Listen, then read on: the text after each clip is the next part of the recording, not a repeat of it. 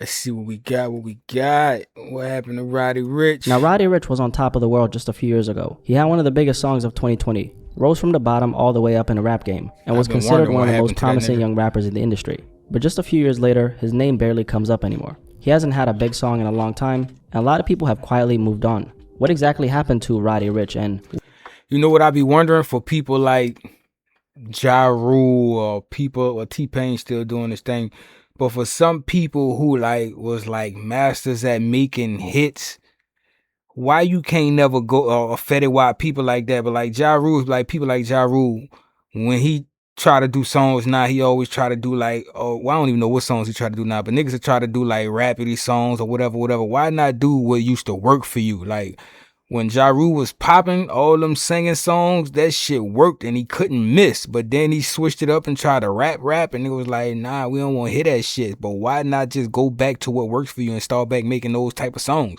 I'm talking about even now to this day, man. If Ja Rule just start making them type of songs like he used to make, Every Thug Needs a Leg, like all them songs, Mesmerize, all them songs, like that shit still work now in these day and age, but he don't even make that type of music no more. And I just be wondering like why? Like even Rowdy Rich, like nigga, you had a remedy of what was working for you, and fuck all that. If it's working, don't fix it. If it ain't broke, don't fix it anymore. In this video, I want to break down the rise, the fall, and where things started going.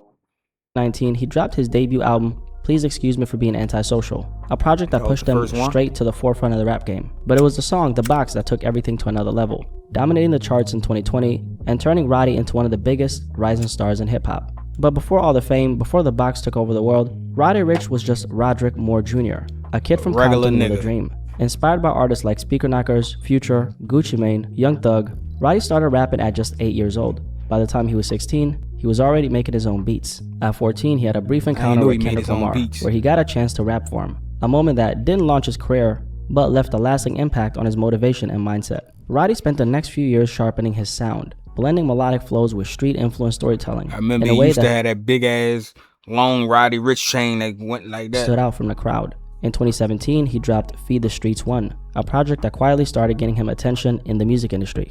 Big names like the late Nipsey Hussle and Meek Mill caught wind of Rowdy early, and it was clear he had something special. But it wasn't until the summer of 2018 that Rowdy truly broke through to a wider audience. He dropped Die Young, a song he wrote the same night XXXTentacion passed away. The song served as a dedication to young artists like X and Speaker Knockers, but more importantly, it was a tribute to one of Rowdy's own close friends, who had died in a high-speed chase around that same time. The raw emotion in Die Young connected with people immediately, and for the first time, Rowdy was finally making real noise beyond just the West Coast. From there, his momentum only grew. An acoustic snippet of his next song, Every Season, featuring Einer Banks, went viral on social media. The song and music video dropped just a few weeks later. By the time he dropped his second mixtape, Feed the Streets 2, at the end of 2018, Rowdy wasn't just an upcoming artist anymore. He was about to be one of the hottest new names in rap.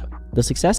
It's another thing I'll be talking about. Niggas like him, Post Malone, Lil Yachty, a lot of niggas, Ray Shrimmer, like niggas came in the game so humble and nice and had a certain type of image, but after being in the game for after a year or two and really getting success, niggas like Post Malone, Yachty, all these niggas, like their whole image, their whole everything about them changed. Ride 49, like he ain't even used to smoke. But after getting this success and being in the industry for a year or two and really getting his money, man, their whole life changed to a whole different type of nigga, arrogant, all type of shit, to tattoos, the drugs. You see what the streamers going through, Reggie and all them, they get hooked on that lean, them drugs, and it'd be over. So the mixtape led to Rowdy linking up with the late Nipsey Hussle and producer Hit Boy with the industry in the Middle. A powerful track that not only honored Nipsey's real-life work ethic, but ended up winning Rowdy his first Grammy for Best Rap Performance. Shortly after, Rowdy was featured alongside Post Malone and Tyga on the song Whoa. He used that momentum and dropped Out the Mud, a street anthem that kept his core fanbase fed. But it was the song Ballin', his collab with Mustard, that really took things to another level. The song became one of the most popular rap anthems of that summer, earning Rowdy another Grammy nomination. By the end of 2019, Rowdy was ready for the next level in his career. After building a massive buzz, he dropped a series of singles.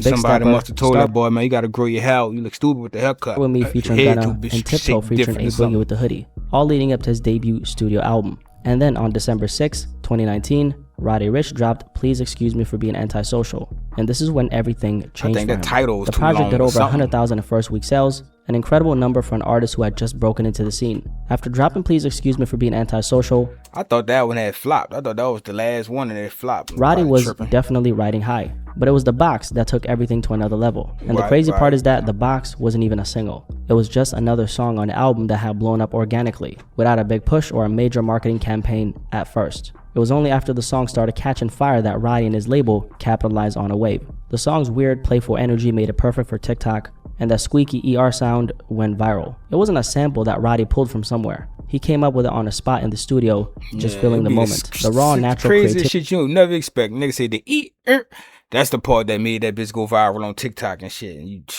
you made the track feel alive, unpredictable, and it gave people something to latch onto and turn into memes. However, while The Box was exploding, Justin Bieber dropped his new single Yummy on January 3rd, 2020, and a full-blown chart battle broke out between the two. At that point, The Box was already on its way to #1, but Justin Bieber was plotting how to snatch the top spot from Rowdy Rich by any means necessary.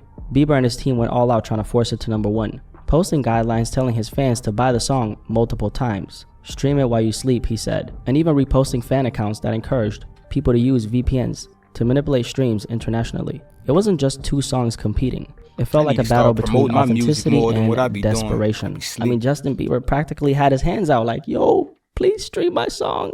Please stream my song. Meanwhile, Rowdy Rich stayed quiet, at least in the beginning. But as Justin's tactics got more desperate, Rowdy pulled a reverse psychology move, telling his own fans to go stream Justin's song in the middle of the battle. Despite that, Rowdy eventually secured the #1 spot on the Billboard Hot 100. In the eyes of the internet, Rowdy became the underdog. When The Box went up against Justin Bieber's record for the #1 spot, it wasn't just about music. It was a battle between authenticity and desperation. Justin's team was doing everything they could to manipulate the charts, while Rowdy stayed silent and let the song speak for itself. That moment created a wave of hype around Rowdy Rich. But he did have good music. That was the difference. Like, he had good music at once upon a time, but no personality. But then when he stopped dropping the music, mixed with the no personality and people not seeing your lifestyle and you don't post and shit like that, it's easy for you just to as an artist, but as someone people generally wanted to win. But the thing about hype is it can create expectations that aren't always easy to live up to. Rowdy had just beaten one of the most famous pop stars on the planet, and he did it by keeping it organic and playing it cool, which is almost unheard of. Rappers don't usually beat pop stars when it comes to numbers, but somehow Rowdy Rich pulled it off. Please Excuse Me for Being Antisocial was still growing during all this, and it ended up becoming one of the biggest debut albums by a young rapper in recent years. And at the same time, The Box spent 11 weeks at the #1 spot on the Billboard Hot 100. However, this is where things started to change for Rowdy. After the release of the album, he took his foot off the gas. Between November 2019 and at the end of 2020, Rowdy didn't drop any new music of his own. He was featured on a few records during that period, like Walk 'Em Down with NLE Choppa, which became a pretty big record, Gifted with Cordae, and the Lemonade remix. But as far as his own solo material, Rowdy stayed fairly quiet. After the success of Please Excuse Me for Being Antisocial, the pressure on Rowdy to perform was sky high. Fans weren't just excited, they were patiently waiting for the next classic, a project Rowdy himself described as a masterpiece. Then he came in the with summer of that birthday 2021, song, Rowdy kicked off the rollout by dropping Late at Night, but the release felt underwhelming to a lot of people. Rowdy hadn't been active for over a year and a half at this point, and when he finally came back, it didn't feel like he was coming with the same energy that made fans fall in love with him in the first place. Rowdy has set the bar almost impossibly high with Please Excuse Me, a project a lot of people called a no-skip album. And honestly, Rowdy's debut album was, I feel like, undeniably, it was fire. Like, it was great. 10 out of 10, at least. I never really heard of Rowdy. So when Live Life Fast finally dropped on December 17th, 2021, it felt like Rowdy missed the mark by a mile. The project got a lukewarm response from the public and moved 62,000 in its first week, a significant drop in numbers compared to how well Please Excuse Me performed. A big part of what's always made Rowdy Rich special was the emotion and hunger behind his music. On Live Life Fast, however, that passion was definitely missing. Instead of the raw, heartfelt songs fans expected, the project felt rushed, like Rowdy had lost some of the fire that made people connect with him in the first place. It wasn't just people that thought the album wasn't that good. Fans started questioning if Rowdy had lost what made him special. And when you're at the top, that's the last thing you want people thinking. By this point, the narrative around Rowdy Rich had shifted. People were saying he had fallen off. Still, Rowdy didn't disappear completely. He kept feeding his fans between late 2021 and late 2022. Dropping a few singles and kept feeding his fans between late 2021 and late 2022. Dropping a few singles and a short EP that flew under the radar, and eventually the third edition of his Feed the Streets mixtape. But the momentum just wasn't there anymore. Feed the Streets 3 only sold 39,000 copies in his first week, and it felt like Rowdy's numbers were dropping with every single release. At this point, people just weren't that interested in Rowdy Rich anymore. Between not having any big songs recently, the disappointment of Live Life Fast, long periods of inactivity, and newer, more exciting faces entering the game, Rowdy quietly got left behind. And that's kind of been the situation ever since. He's still active in music, but the last time he dropped a project was back in November 2022, which means it'll be 3 full years without an album by the end of this year. During this time, Rowdy's dropped a few singles here and there, but most of them have flew under the radar. One of the few exceptions is Survivor's Guilt, a very impressive song where Rowdy opened up about where his mind has been ever since his decline in popularity. On the track, he directly addressed the fall off, talked about his battles with addiction, and touched on personal struggles like dealing with child support. Listening to the song, obviously it's clear that Rowdy has been, dealing with a lot behind the scenes that people just don't really know about, right? Going from being on top of the world one day to fighting to keep momentum the next, that kind of shift definitely has to weigh heavy on you. I think the biggest reason for Rowdy's decline can be traced back to the perceived drop in quality of his music. And perceived is the key word here, because his core fan base still supports him. But the world at large discovered Rowdy during a time when... Didn't that nigga have a fork and a knife on the chain for the feed the street shit, and them bitches could come off and his chain was like a plate? I don't see the fork and the knife, but I remember him having everything was hitting at once. Please Excuse Me for Being Antisocial wasn't just good, it was excellent. And because of how high he set the bar with that album, the expectations for what came next might have been impossible to meet. Why Rowdy Rich isn't as popular anymore could be as simple as this. This is someone who had an extremely strong debut, but when the momentum from that album built up, he didn't fully capitalize on it, and by that being the long periods of inactivity after Please Excuse Me. But Rowdy isn't the first rapper to blow up massively and lose that attention. This is obviously pretty common.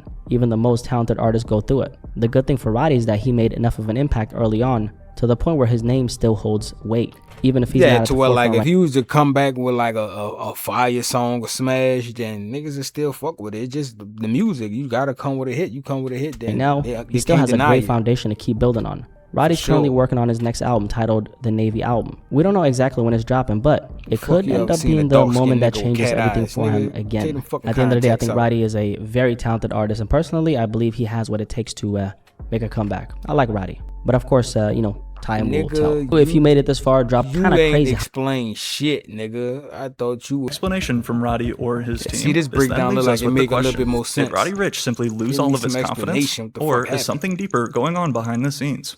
Well, it's not the reason you probably expect. I think with him, I think they're scared of that. Or whether it be him, the label, somebody, we can't have another one of those. As crazy as this is about to sound, it has now been over 6 years since Rowdy's debut album completely took over the world. Back in 2019, when Please Excuse Me for Being Antisocial exploded into the mainstream, and The Box became one of the biggest records of the year, going on to get certified diamond. In the moment, it truly felt like we were watching rap's next megastar take shape. And, like you could guess, the money was flowing in just as fast. Man, so when we talk about Feed the Streets, this dude got a full diamond fork and a knife and napkin and the fork. While Rowdy may still have enough money to buy insane jewelry like this, though, today his delays are the only thing making him headlines, not his music itself. However, in order to get to the bottom of these 6 ridiculous delays, and understand how the Navy album is already a meme, competing with GTA 6 to see who will ever release, first we have to look back at how we even got here. Rowdy Rich's biggest enemy has always been the ghost of his own early success, ever since his entry into the game with his Feed the Streets mixtape in 2017, and then its sequel a year later. Once he heard Rowdy's fire track, F It Up, this one song and music video was all that Dallas Martin needed to see. This guy right here. All I could take credit for is just knowing Rowdy was going to be a superstar when I signed him, and just giving him the tools he needed to be successful, just putting him in the room with the right producers, and just giving him stuff that he needed. But like, Rowdy, it just... Like his first mixtape, Feed the Streets 2, was all him by himself. As the senior vice president of A&R at Atlantic Records, it was at this point when Rowdy Rich would ink his first ever record deal with Atlantic. And make sure to keep that in mind too for just a sec, because it's about to be very important. Yet, with a major label now backing him, 2019 again delivered us Rowdy's debut album full of straight hits. High Fashion, Start With Me, Big Stepper, Backseats, and of course, The Box. Rowdy Rich rightfully dominated the charts as we entered into this new decade, leading to even stars such as Justin Bieber and Selena Gomez, literally asking their fans to play their music on silent while they sleep, and begging them to try and help them take over Rowdy from #1. So I just found out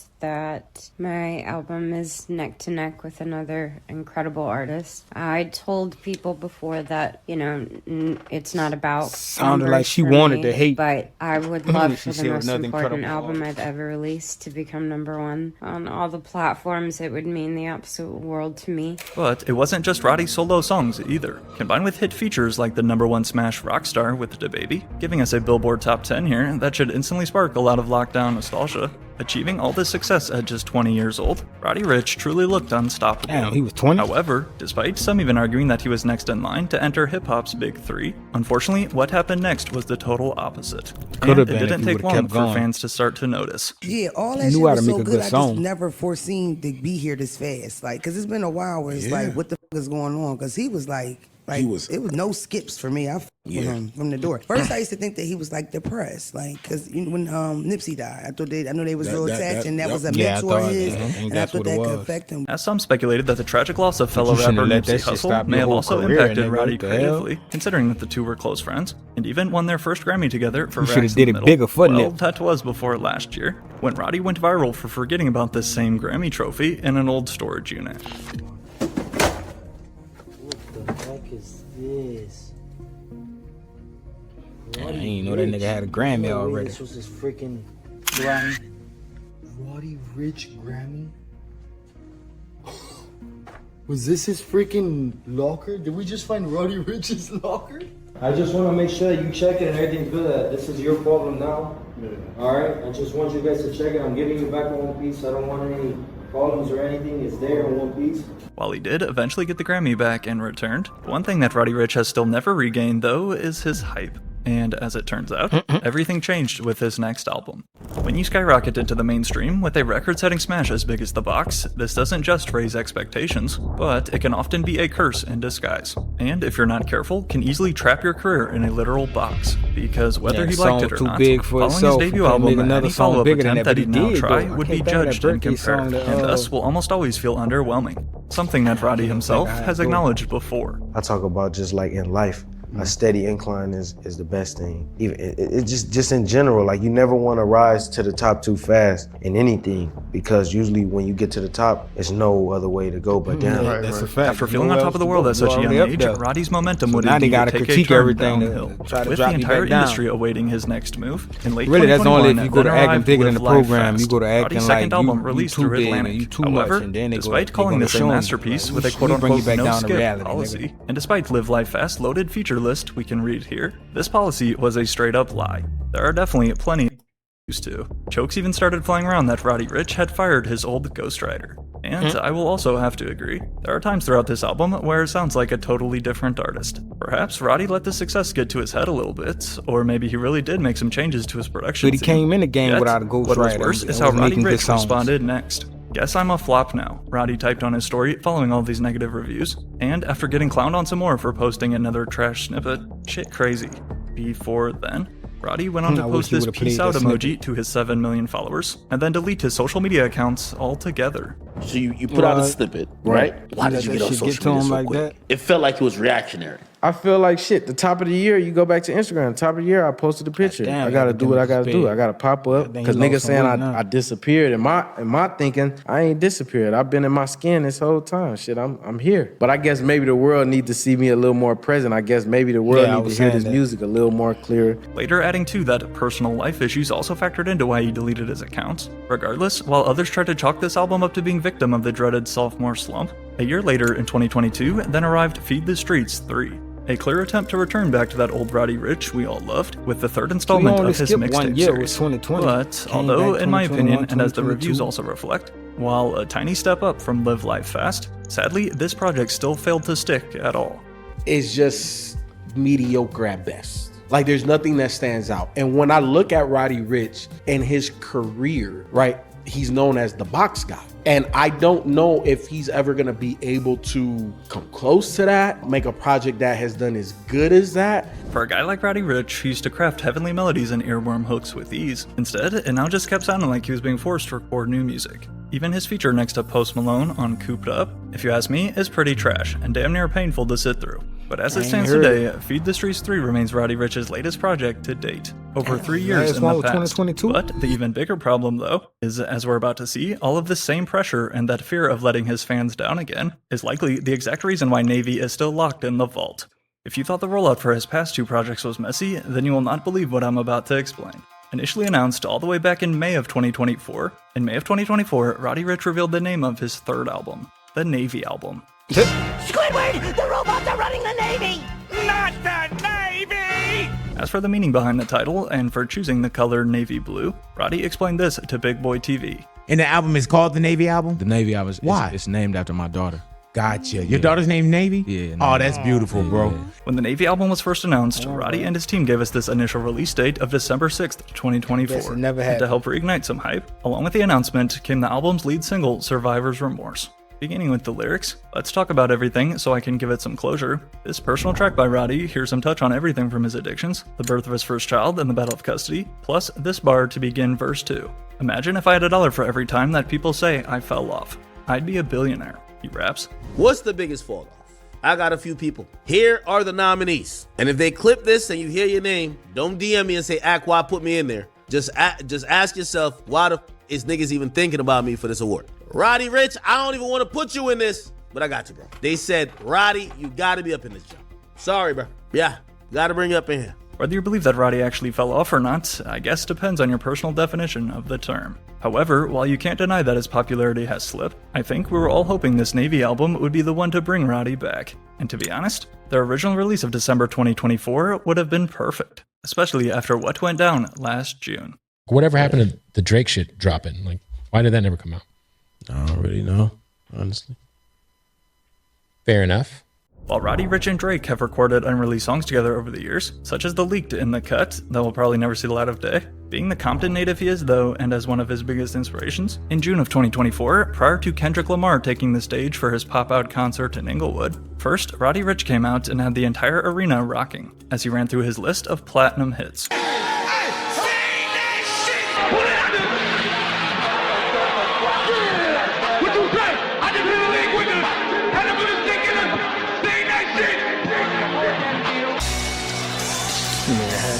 A doll hanging from the side. That shit was cool.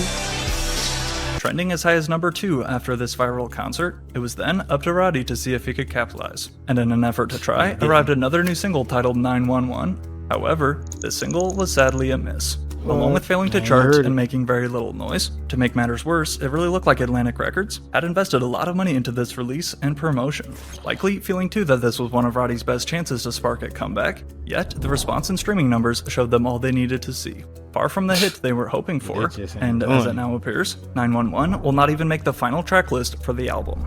Like, I talked to Rowdy Rich at the when we went to the Kendrick show. Okay. He was there, and we had a quick little conversation, and he still seemed his confident self. Like, he was like, yo, I'm coming, I got this, and nothing.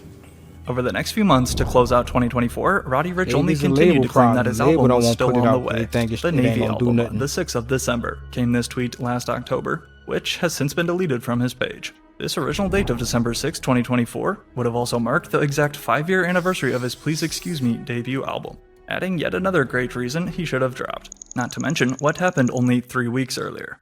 Released as quite the pleasant surprise, out of nowhere in 2024 arrived GNX, and included in the 12-song tracklist of Kendrick Lamar's 6th album is a short feature by Compton artist Rowdy Rich, on Dodger Blue. And despite only singing a few lines right here in the hook, this collab Dodger Blue would go on to mark Rowdy Rich's first time back on the Billboard charts in over 3 years, which, when we consider the previous heights he had soared to so fast, is pretty crazy to think about. It was like, I had to. It was no other option, you know? And for him to even, you know, for me, it was like, I know everybody was there, but for them to reach out and be like, man, you got to be there. A part of it. You know, that was like bigger than anything. From LA. Rowdy Rich's contribution to GNX at least reminded the world that he is still alive and does in fact still make music, contrary to the popular Google search.